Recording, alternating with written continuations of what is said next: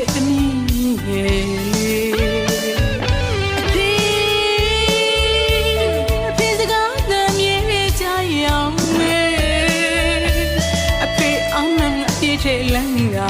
နေသမီးငယ်လေးအဖေကင်းပြီးတဲ့လမ်းညာလျှောက်ခါလေးလမ်းမနီလို့စိတ်တက်ပြီးတာအဖေပြန်တွေးတာလွမ်းလို့လွမ်းမပြေပဲ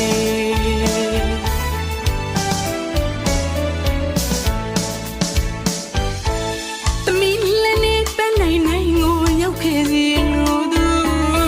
ကြီးမားတဲ့မြတ်တာတရားတွေပြီးစမကုန်နဲ့သူအဖေရှိမှန်းချက်နဲ့တူသမီးရဲ့လူအင်ဟူသမျှအပြေရအောင်ကြိုးစားကသမီးလေးတွေ့တိုးတက်စီလို့သူကြိုးစားရင်ကြီးဆက်စီလို့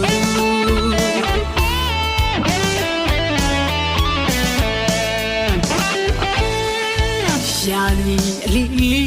အချိန်ခါရီပြောင်းနေပြီရှိမှန်းချက်ပိုင်းနိုင်စီရောက်ခဲ့လေပြီအဖေ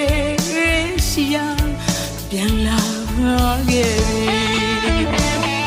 ရှင်နေအောင်လဲခံစားရသည်သမီးတို့နဲ့အဝေးဆုံးတနေရာစီပြန်မလာနိုင်မဲ့ခင်အဖေထွက်သွားခဲ့ပြီအဖေချစ်တဲ့သမီးရဲ့အောင်မြင်